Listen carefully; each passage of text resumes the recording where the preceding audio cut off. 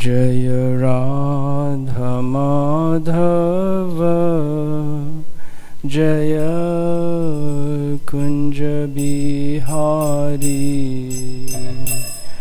Jaya Radha Madhava Jaya Kunja Bihari Jaya Gopi Jana Vallabha Jaya Giri Bardhari Jaya Gopi Jana Vallabha Jaya Giri Bardhari Yashodanandana Vraja Jana Ranjana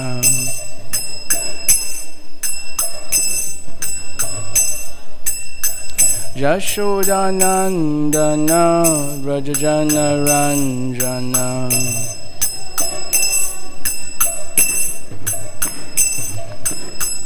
Jamunatira Vanachari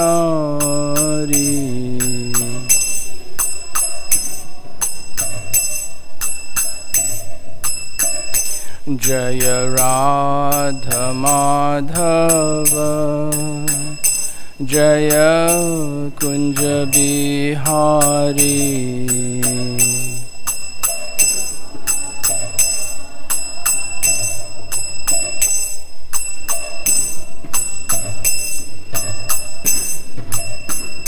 Jaya Gopi Jana Vallabha Jaya Giri Bardhari Labha Jaya Giri Bardhari Yashodanandana Vraja Jana Ranjana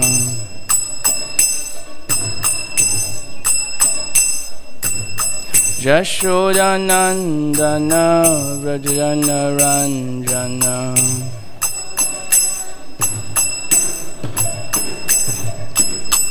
Jamunatira Vanachari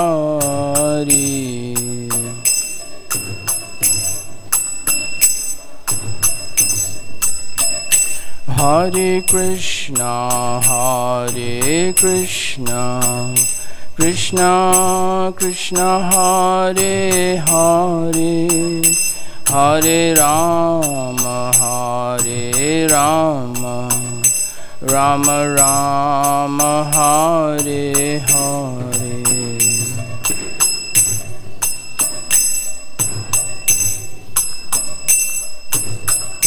Krishna Hare Hare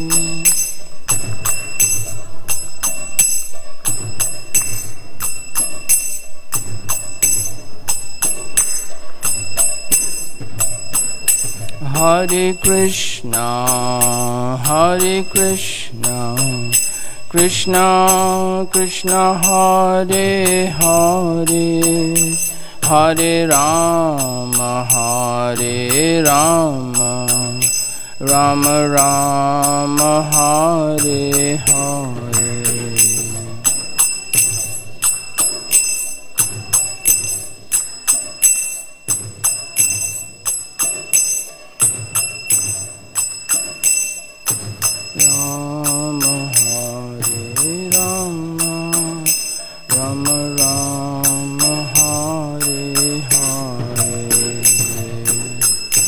Jaya Radha Radhana Jaya Radha Radhanath Radha Radhanath Jaya Radha Radhanath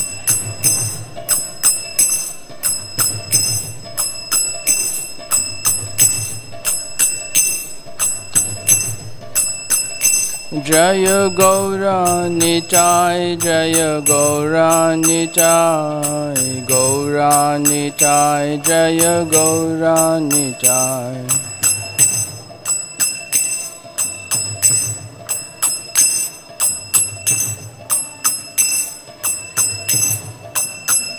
Jaya Jaya Prabhupada, Prabhupada, Prabhupada, Jaya Jaya Prabhupada.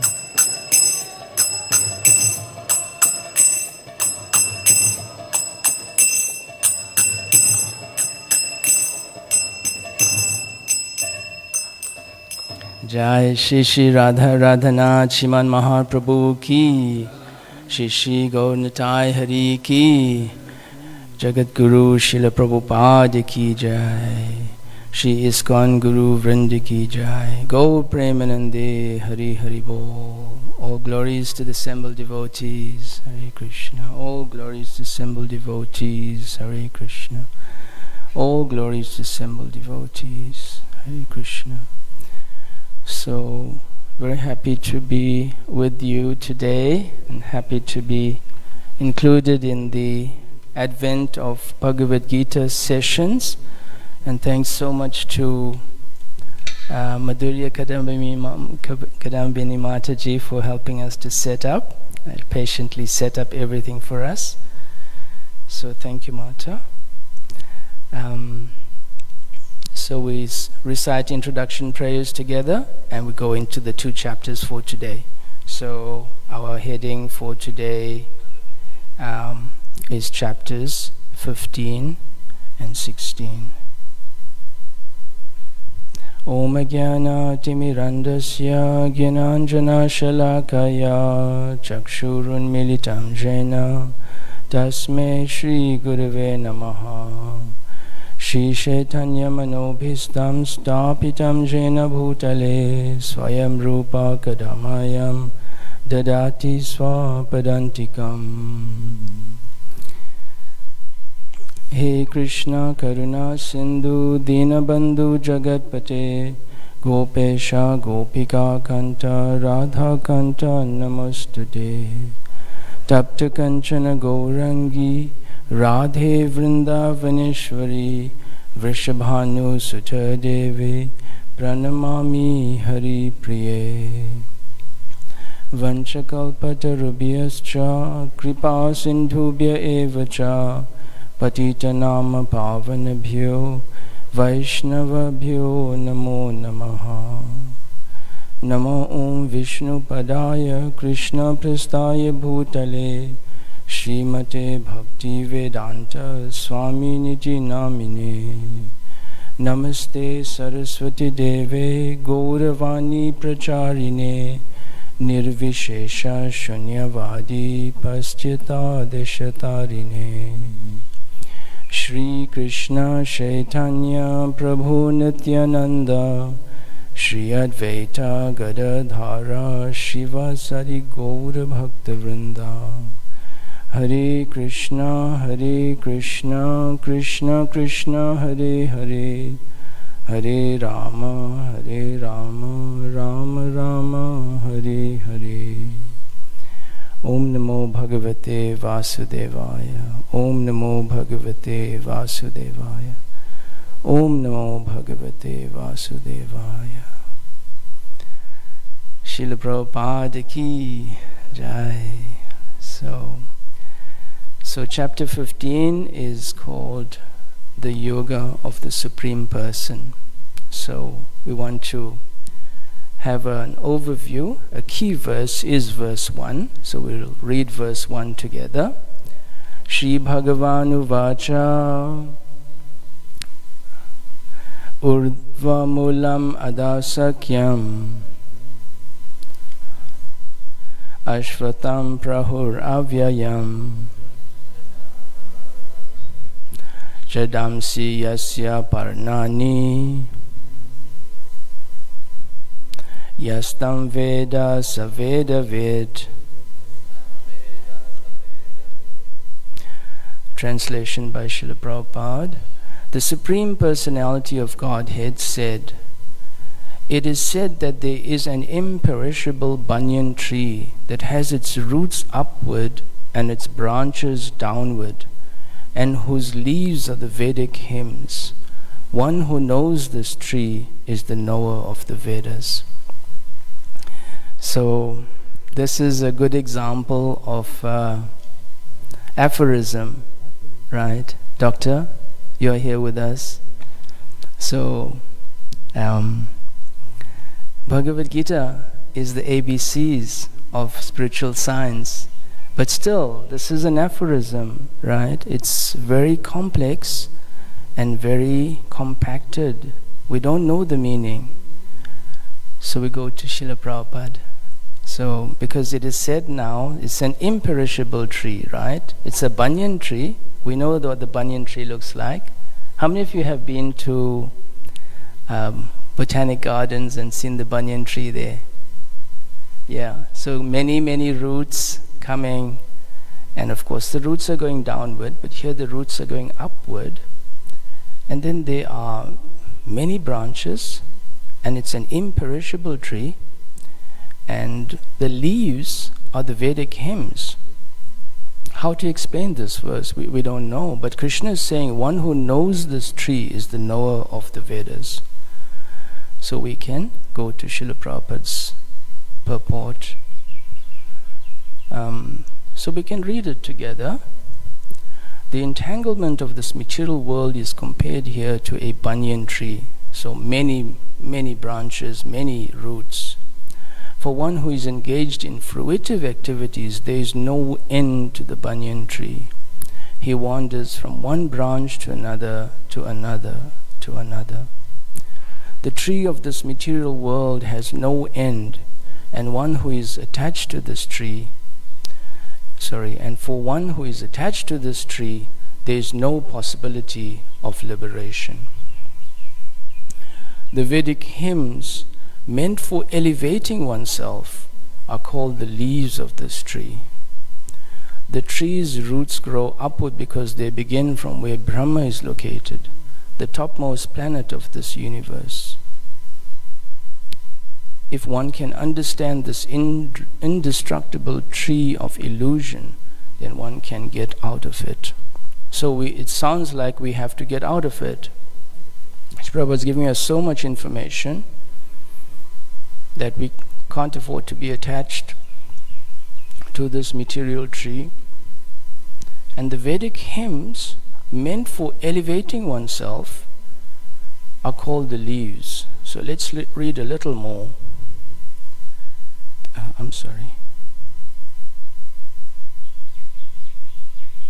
The process of extrication should be understood, Prabhupada says. In the previous chapters, it has been explained that there are many processes by which to get out of the material entanglement. And up to the 13th chapter, we have seen that devotional service to the Supreme Lord is the best way. The devotees know that, right? We learned that from Srila Prabhupada. Now the basic principle of devotional service is detachment from material activities and attachment to the transcendental service of the Lord. The process of breaking attachment to the material world is discussed in the beginning of this chapter.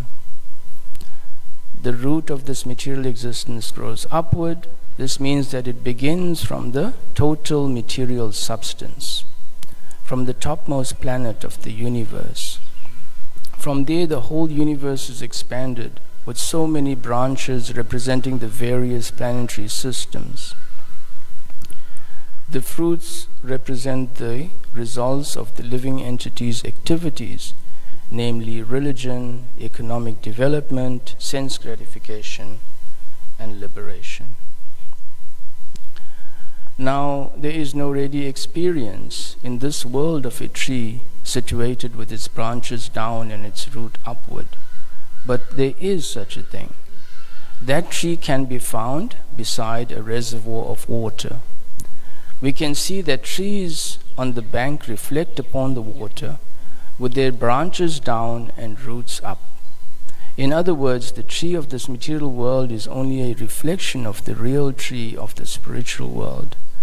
This reflection of the spiritual world is situated on desire, just as a tree's reflection is situated on water. Desire is the cause of things being situated in this reflected material light. One who wants to get out of this material existence must know this tree thoroughly through analytical study. Then he can cut off his relationship with it. So here we didn't take the full purport, we just selected some points. This tree, being the reflection of the real tree, is an exact replica. Everything is there in the spiritual world. The material world is a perverted reflection, so the spiritual world must have the same variegatedness, but in reality. The material reflection of the tree has to be cut off. When it is said that a person knows the Vedas, it is assumed that he knows how to cut off attachment to this material world. If one knows that process, he actually knows the Vedas. One who is attracted to the ritualistic formulas of the Vedas is attracted by the beautiful green leaves of the tree. He does not exactly know the purpose of the Vedas.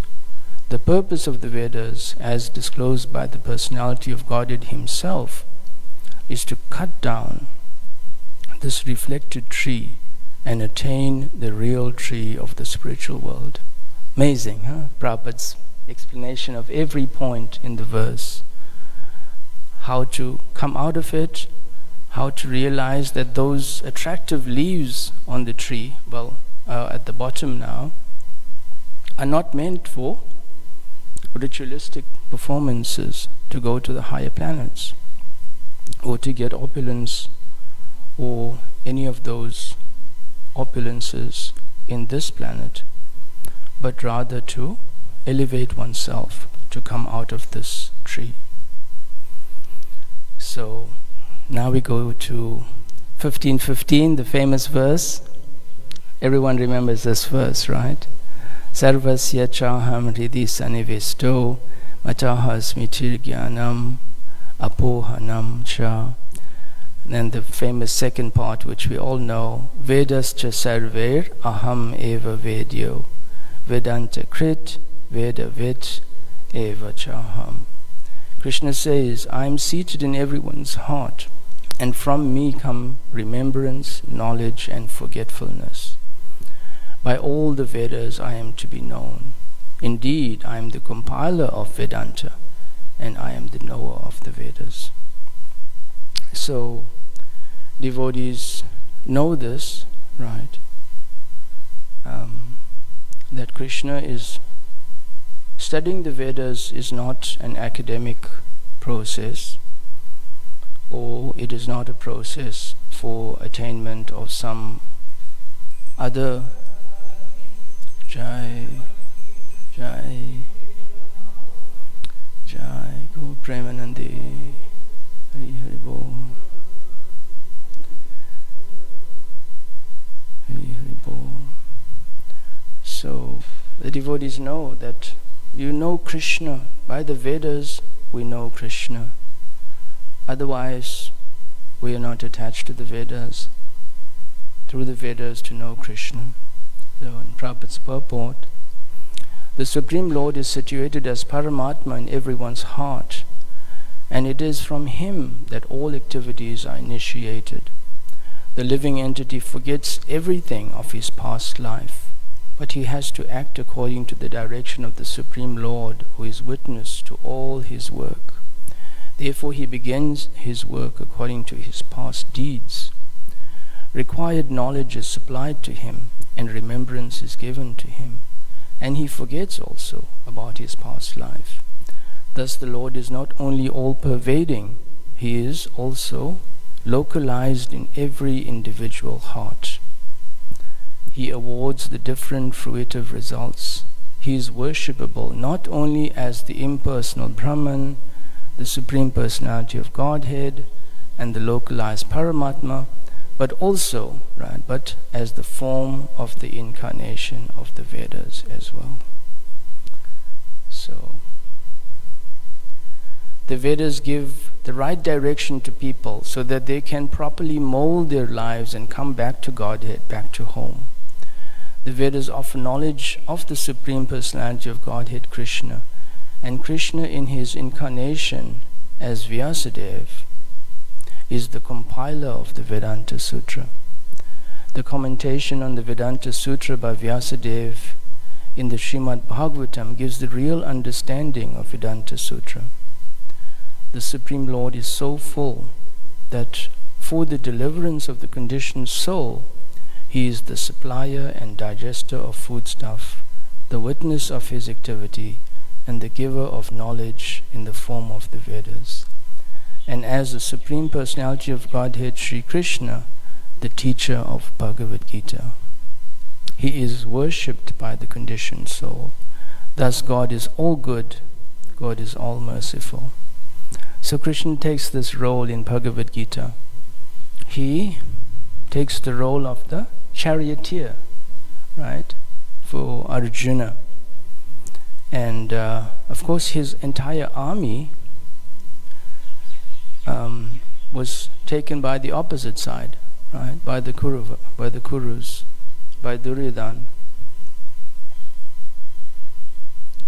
So let's summarize this verse. So we're going to try to keep to time so we can attend the Gora Artik as much as we should try. So the central theme of chapter 15 is understanding the material world as a temporary, inverted reflection of the spiritual reality and recognizing Krishna as the Supreme Person above all. Excuse me.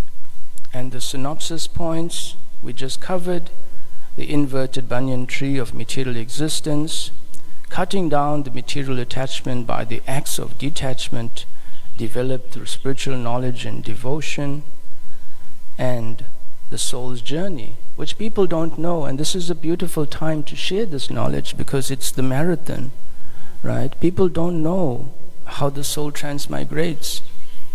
Sometimes they think that this life is everything, or they don't want to think about what happens after this life. Krishna is the maintainer.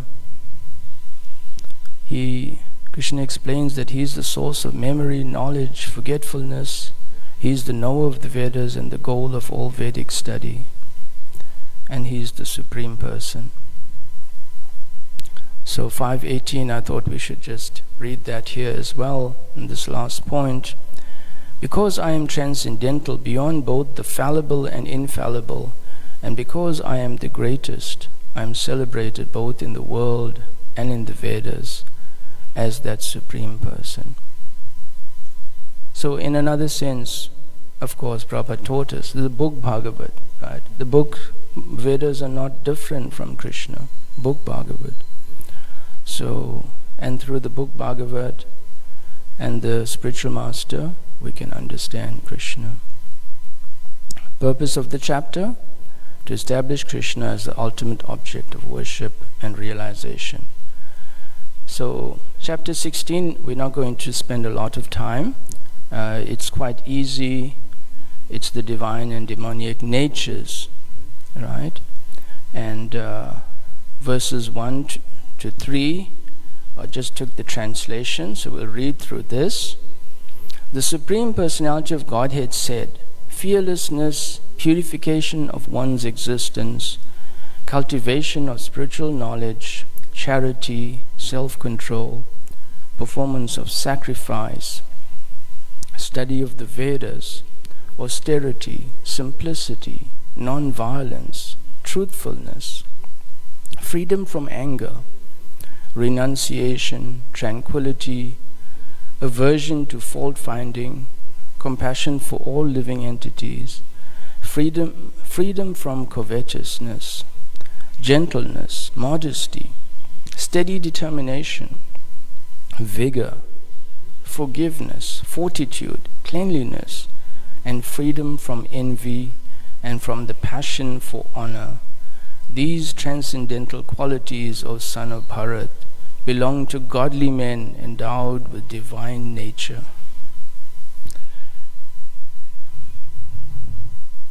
And then the next verse: pride, arrogance, conceit, anger, harshness, and ignorance, these qualities belong to those of demoniac nature, O son of Pritha. So So let's just read the purport of Srila Prabhupada's 2:16.4. It's a short one. In this verse, the royal road to hell is described. The demoniac want to make a show of religion and advancement in spiritual science, although they do not follow the principles. They are always arrogant or proud in possessing some type of education or so much wealth. They desire to be worshipped by others and demand respectability, although they do not command respect. Over trifles they become very angry and speak harshly, not gently. They do not know that what should be done and what should not be done. They do everything whimsically according to their own desire, and they do not recognize any authority. These demoniac qualities are taken on by them from the beginning of their bodies in the wombs of their mothers, and as they grow they manifest all these inauspicious qualities. So we'll cover the summary points and then we'll have some discussion together.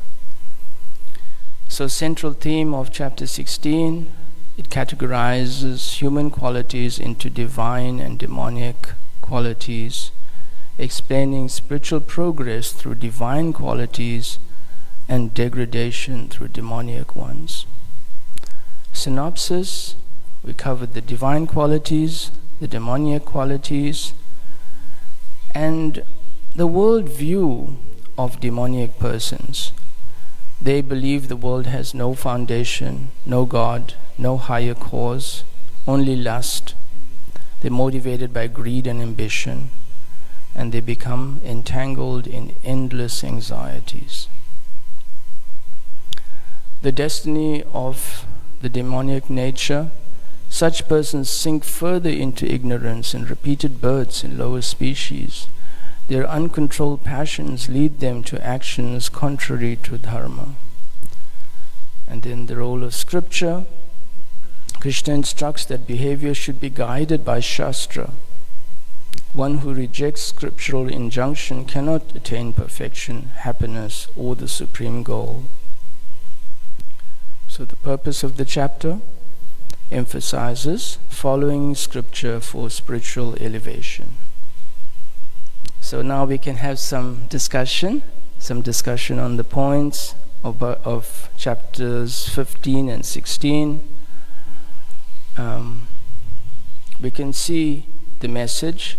We should adopt a firm commitment to the development of spiritual qualities and cut off material attachments. So let's go into it, right? Let's have a little bit of an interactive session. Who would like to answer the first question? What is material and what is spiritual?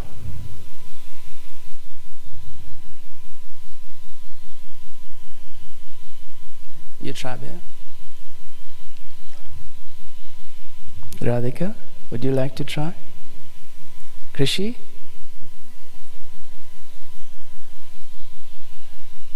Okay, very good. If Krishna is in the center, it's spiritual. And if anything else, it is material. Okay, good summary. Normally, it is stated that if I am in the center, then it's material. And that's the theme of these chapters, is try to take away I, the false ego of being in the center. Thank you for that. What is lust and what is love? Radhika, you tell us this one. Driven by ambition. Very good. Intention. Okay, very good. Very nice points. So love is driven by intention. And what is the intention of life? Yeah, serving Krishna. You know the word objective? Right? When we say let's not be subjective, let's be objective, right? What does it mean ultimately? Take a point of view that's above everyone else, yes. And where does that take us ultimately? Yeah, to serve Krishna. So Krishna is the ultimate object of worship, ultimate object of endeavor. So there's a very nice story about the Oriental people. So we'll keep track of time. We've got 20 minutes. So the Oriental people, they're very wonderful. So Japanese culture and people in that region, maybe even Buddhist culture. Srila Prabhupada is going to submit a presentation at a conference in Japan, and he had the conference entrance already. It was given to him, and all he had to do was get his flight. But it so happened Srila Prabhupada didn't go to Japan to present. And Srila Prabhupada wrote, or the devotees later on wrote Srila Prabhupada's manuscript of presentation into what we have now as Light of Bhagavad. So it's a very beautiful book. And if you look at it, if you read through, you'll see all the pictures from the Oriental platform. There was an elderly Chinese lady who depicted in picture form, the words that Srila Prabhupada wrote. The analogy between the seasons and showing that through art. So I looked up a little further into this. What does it mean, Oriental people? And I found out that to orient oneself means to face east. And also you look at the Japanese buildings, they always have good orientation and also will be good vastu, because it's designed for worship. Yeah. Another story, but maybe we'll do that another day. The famous Dai Nippon printing company who printed Srila Prabhupada's Krishna book, they were also amazing. They took care of Srila Prabhupada like a true VIP. They knew who Prabhupada was because of the quality of his writing.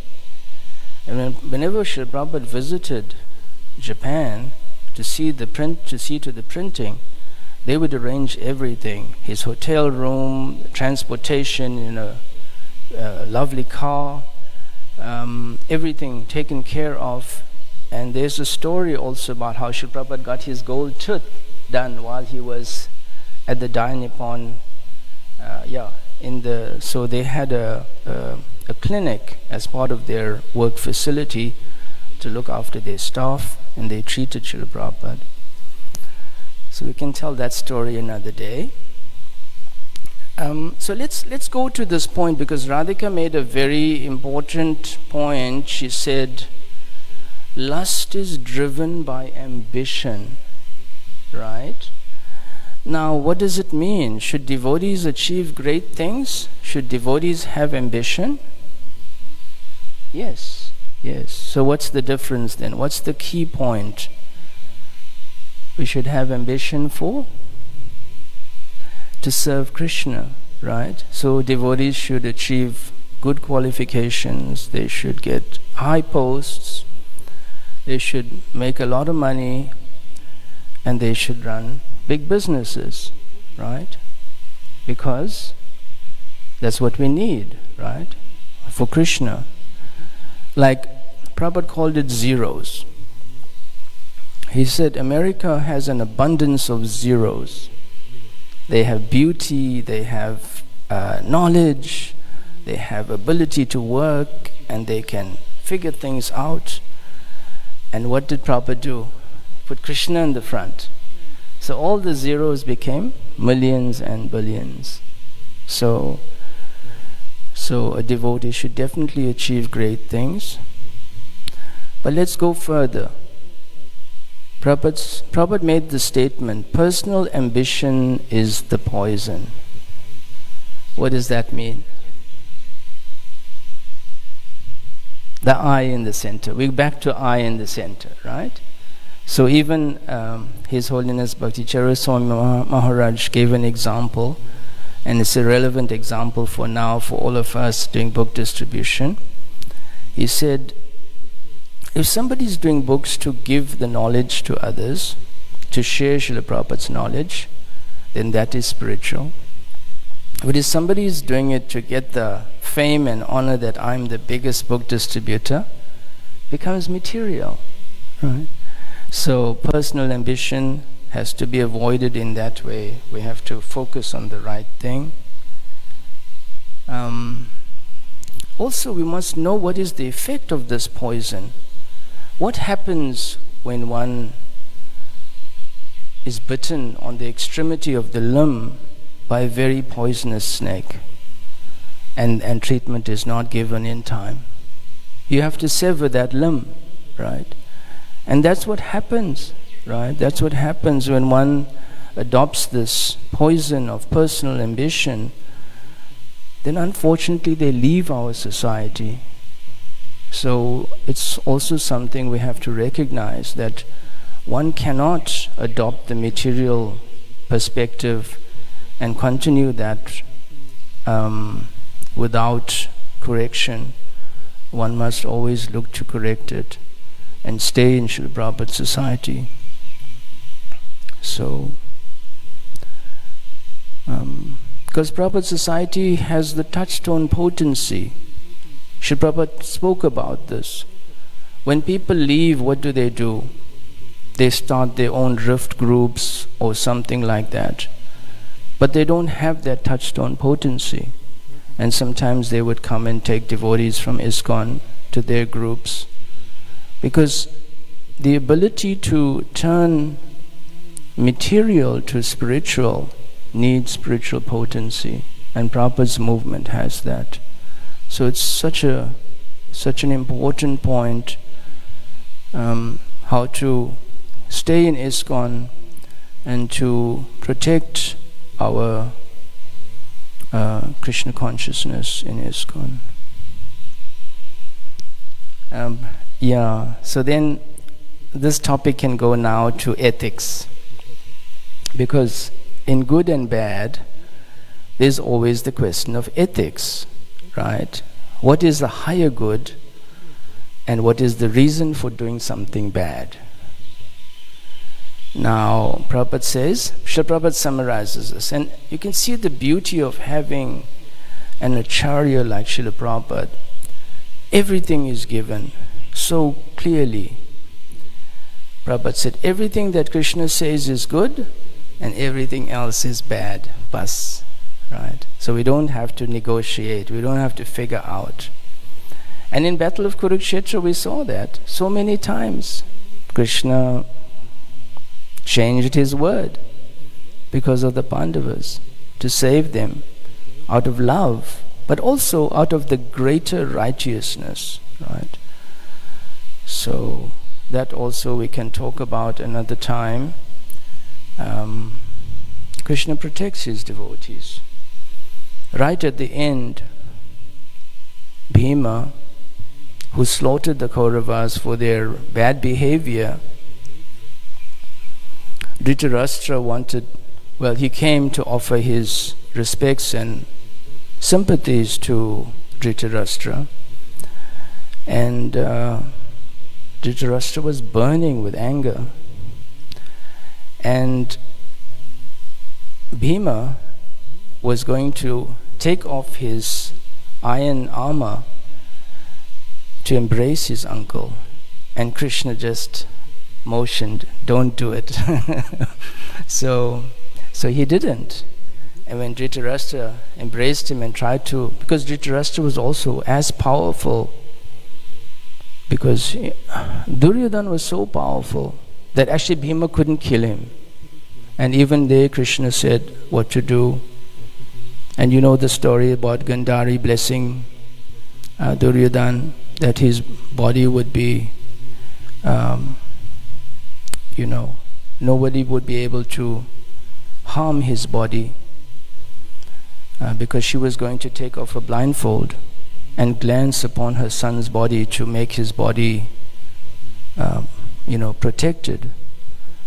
Krishna knew that. Krishna said, how can you go to your mother without any clothes on? At least cover your loins. So he did that. And that's where the weakness was. Bhima broke his thigh, right? And that's how he was able to be. And so many examples. Grandfather Bhishma was invincible. Nobody could kill him. So we can talk about that story another day as well. So here are some lovely quotes from Srila Prabhupada. And you can see the beauty in Srila Prabhupada's presentation, bringing the philosophy to us in such a way that we can relate and connect. So these were all very recent quotes. 24th of November. To the sincere devotee, this ocean of Maya is easily crossed by the cool breeze of Krishna's grace. This is our business, to submit to Krishna's desire to have us back with him in the eternal sky of Krishna Loka.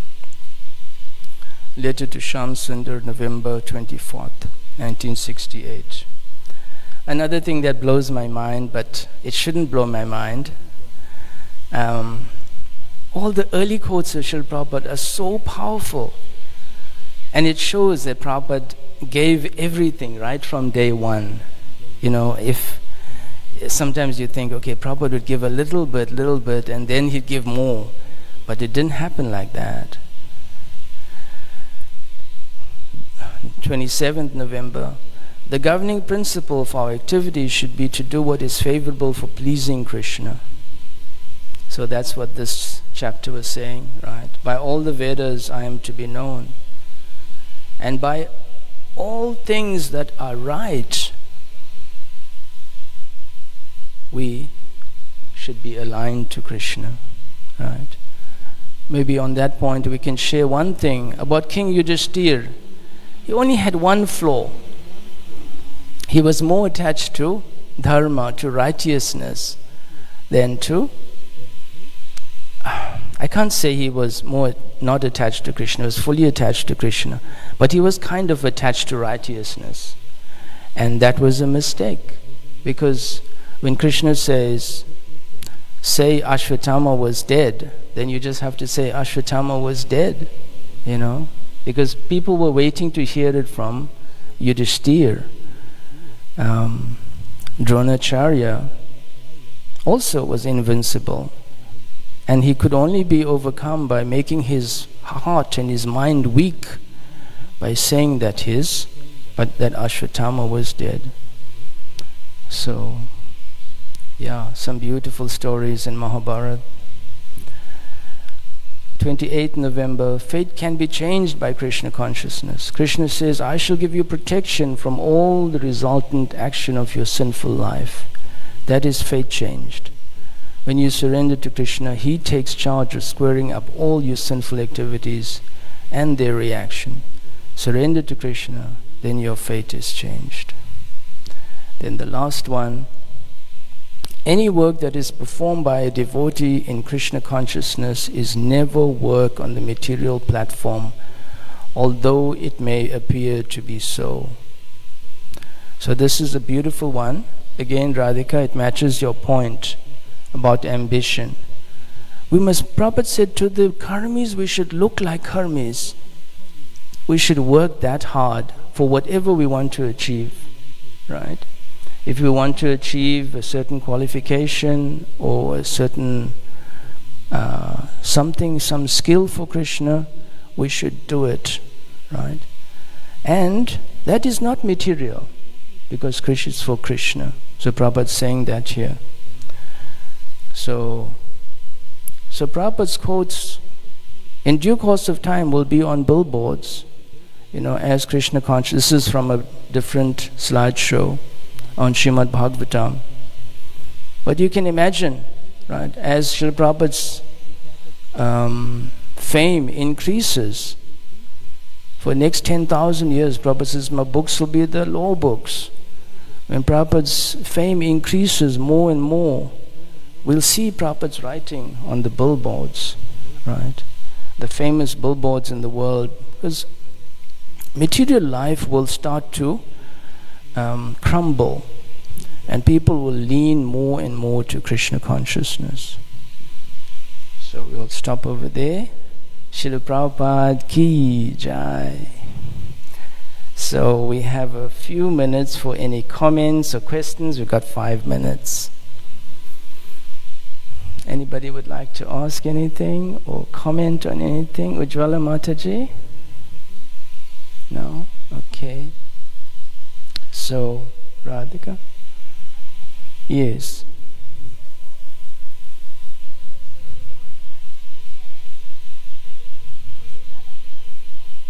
His role. Yeah, it was his role. Yeah, it was his role. But like if we go back to Srila Prabhupada's point, that if whatever Krishna says is right, everything else is wrong. Bas. So Krishna said, please say Ashwatthama is dead. Right? The elephant Ashwatthama was dead. But if you just say Ashwatthama is dead, he is no more, then Dronacharya will become weak.